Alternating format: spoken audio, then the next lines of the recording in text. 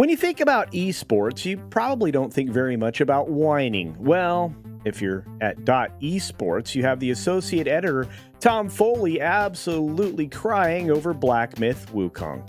You can probably guess why, but we're going to talk about it on That Game Place. Hi, folks, it's CC here, and I'm joined by the man, the myth, the legend, the one and only man of the mornings. It's Loki. How you doing, Loki? Better than that editor that's drinking a soy-infused low-fat skim milk latte this morning. Yeah, probably so. And look, I mean, we're going to jump right in, no time to waste. Just talk about this Esports editor. His name's Tom Foley. He's absolutely raging at Wukong developers and demands more diversity. More. You know, we need diverse monkeys. We need diverse monkeys. I don't know. But look, a lot of these people haven't played the game all the way through. They don't know that there's actually a few females represented in the game, but that's not the whole point. The point of this person who previously worked at CBR raged on and on at the developer Game Science and demanded that they include more diversity in the game. Loki, do you think there's a chance that the developers of this game, Game Science, are going to listen to this person? I think there's an absolute 0% chance after this game has sold as many copies as it has and made as much money as it has so far. We're not even done calculating that number yet. There's a zero probability, culture, that they are going to listen to someone saying, how dare you make a game like this? You need to do this. And you know what? They're right for not listening to these people and just doing the game that they envisioned. We don't have enough of that anymore. Yeah, and what's really funny is because he was able to write this article, which is actually titled Black Myth Wukong Shameless Lack of Diversity is Attracting the Wrong Type of Fans. No, it's attracting the fans of Souls-like games. Now, this isn't purely a Souls-like game, but it's similar enough that if you play Souls, you're probably going to have a good time because everything I've seen, this game is absolutely gorgeous. And from what Stone Loki has described, and he's going to be doing a review for us on the game, we're going to have three different reviews coming out about this game. I have a feeling that you agree. It's beautiful, correct? It absolutely is beautiful. And it's more of like, if any of you out there played Devil May Cry back in the day, it's more of like a Souls Devil May Cry kind of fusion. It's good. The game's great. Game is one of the most impressively looking games I've ever played. So yeah, I don't see any reason why they would need to change anything or go in any kind of different direction because an editor said they must do this. They're being pretty successful on their own right now, not listening to anybody and not bending over and kneeling and doing any of the stuff that these people think they need to do. Well, and that's the thing, right, Loki? I mean, according to John from that Park Place where this article comes from, Foley bemoaned numerous gamers praising the game for not being gay or woke. He fumed on August 21st. Puberty's Instagram page shared news of Wukong breaking Steam single-player record, and the comments are full of unsavory replies from fans delighted the game isn't inclusive. Well, no, that's not what it is. They are proud that it's absent modern audience political garbage that is being infused into stuff.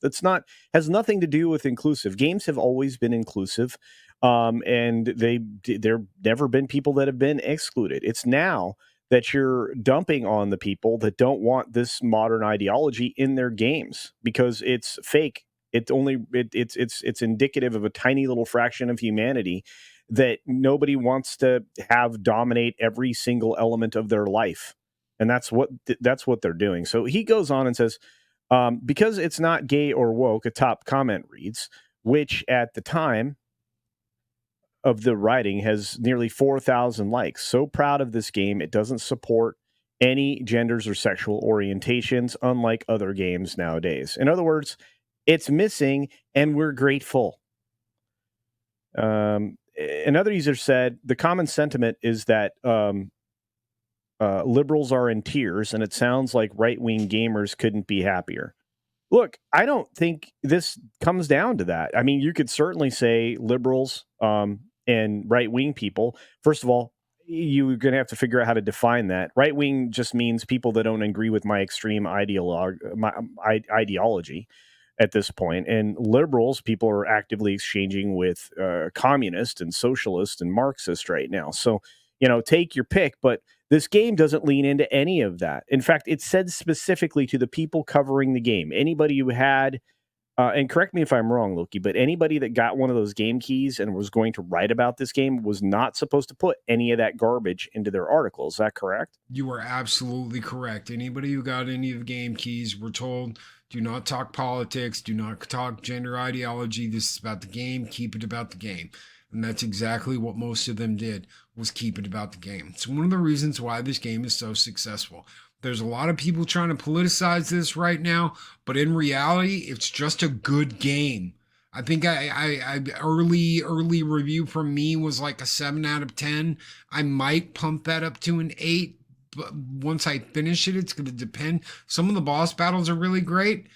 We'll see, but it's just a game, and I really believe that the localized big corporations that are pumping out the same nonsense year after year, that have been doing it for the past couple of decades, have lost sight of the fact that people just want a good game. They're too focused on revenue. They're too focused on bleeding you over the years. Oh, we'll give you this DLC and that DLC, instead of just focusing on the game they're making. And that's exactly what the devs have done for Black Myth Wukong, is focused on the game they've made.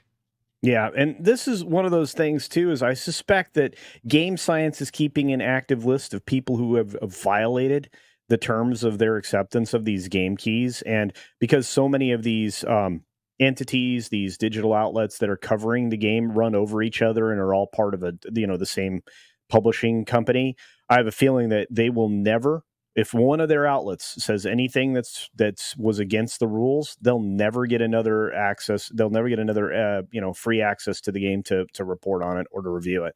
I have a feeling, and I think that's probably the right way forward if you want to be a principled software developer or game developer, is to just say, look, we told you not to do this. You did it.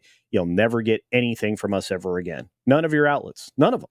If you're Go Media and you're covering this for 3 different things, and somebody goes off on a tangent and goes into all that, I don't think Game Science will ever send any Go Media any of this ever again.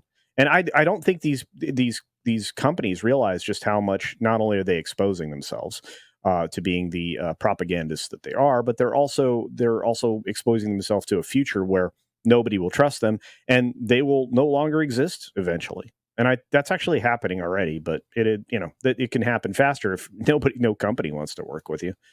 Regardless, Foley then unleashed his anger at Game Science, despite giving the game an 8 out of 10 and claiming it is fantastic. Well, of course it is. He wrote, after 40 hours, I've yet to encounter a single female. Dude, then you aren't very good, because they're not that many chapters deep. Aside from one inanimate mini boss called the Mother of Stone, and no one can convince me that's a good thing. Let me ask you a question. And is it mandatory that women be in every game? Is it mandatory that men be in every game? We've seen a lot of games that were developed just for ladies. Nobody pitched a fit about that. Of course, nobody bought them, but that's a whole other conversation. But John goes on to then cite this particular part of the article, saying that Foley uses a survey that is highly questionable in his estimation, that diverse games appeal to more players, which can improve sales by helping developers tap into new markets. No, it alienates the existing player base, at least as far as I'm concerned. What do you say to that, Loki? They've been touting this idea that there's trillions of dollars out there to be had by doing exactly what he says. And you know what they've done? They haven't tapped any of it. They haven't made any money. They've lost money. So make the game you want. These things used to be protected. I can't believe I've got to go 20 years back to Senate hearings and House hearings about video games where they said this is art and it needs to be protected. Well, guess what? The art that everybody used to go, you know what? It's protected. You can make the game you want. Now they're telling you, no, you can't. You have to do this and this and this if you want it to be acceptable. And that, my friends, is BS. Yeah, and look, and John goes on further to say that ironically, his previous examples of players not wanting diversity in the game contradicts his claims here. Furthermore, even he admits that Black Myth Wukong broke the record for the most concurrent players for a single player game on Steam, and he accuses them of not being diverse enough. So basically, all he's doing is undermining his argument. The most popular game doesn't have all of this stuff injected into it, and I say that specifically because look, you can make a game that is exclusively targeting this fractionally small group of people, and you will basically be Dustborn and have less than 100 people playing your game. That's if that's the game you want to develop and spend 8 years doing it, more power to you. You just are going to be, heavily in debt and have a studio that's out of business after their game release. With Black Myth Wukong, however, I think game science is not only going to be, very well off, I think they're going to be able to make more and more of these games at an accelerated rate by expanding their team and offering them up across the globe to a willing purchase, or willing customer base, I should say. Loki, any faults in my logic there? Not at all. Not at all. They don't understand any of this. They don't see any of this. And no matter what, they're going to continue to leverage. They're going to try and leverage these companies, the gaming companies, to work with them and do what they tell them to do or face the consequences. All the backlash we have seen against Black Myth Wukong has because they said, if you do not work with us and you do not listen to us, we will leverage the community against you. What they really mean is we're going to go to our associates in the press and we're going to go to these other gaming companies and we're going to talk massive amounts of trash to try and push you and bully you into doing things our way. And thankfully, the people who created Black Myth Wukong said, no, we're not going to do that. We're not going to pay you ransom money so that you can talk good about our game. Thank you very much, by the way, Debs over there working on this game, for doing that for us. Yeah, and look, I mean, at the end of the day, and ironically, after hating on all the gamers that he did in his article and spreading discord and divisiveness, Foley concludes his article by condemning himself, saying, "Catalyzing a divide between gamers is terrible for the industry." Yes, you are terrible for the industry. We all share a common hobby, and we should stand together to make sure as many people can enjoy it as possible. Well, everything that you've been preaching, Mr. Foley, has been making that making it impossible because you're really limiting the audience when all you do is make this stuff.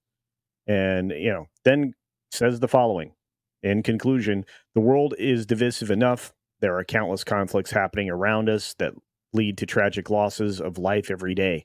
Gaming is an escape. Yes, it is.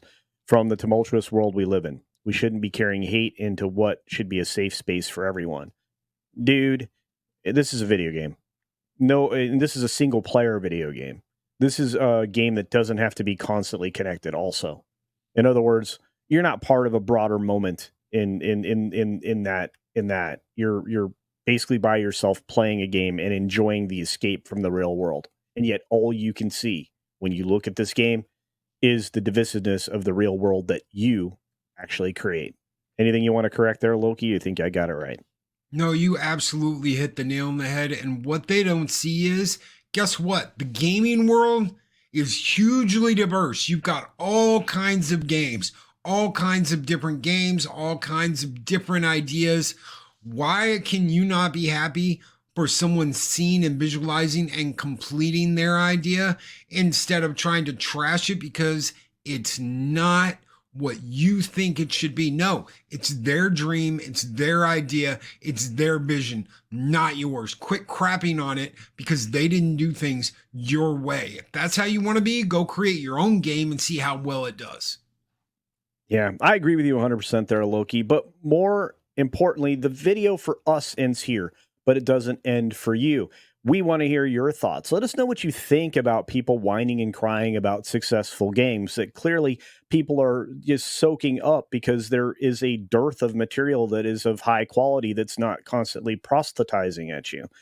Let us know what you think about the game itself if you've had the opportunity to play. And let us know if you're interested in game reviews, not only about Black Myth Wukong, but about other games as well. Because, hey, we're gamers like you. And we want to give you the reviews that you would like to have. But unfortunately, we're going to wait till release day or maybe a special preview, but we'll never review a game that we haven't paid for because it's the wrong way to do things. Anyway, let us know your thoughts down in the comments section below. Double check that you're still subscribed to the channel. And if you're one of the 68% of people that watch our videos, mind you, that's a lot. Go ahead and click the subscribe button. It's absolutely free. Turn it from red to gray. Give us a thumbs up, of course. Share our content out there. We'd like to see it on all of the different sites. And you know what? Until next time, get your game on.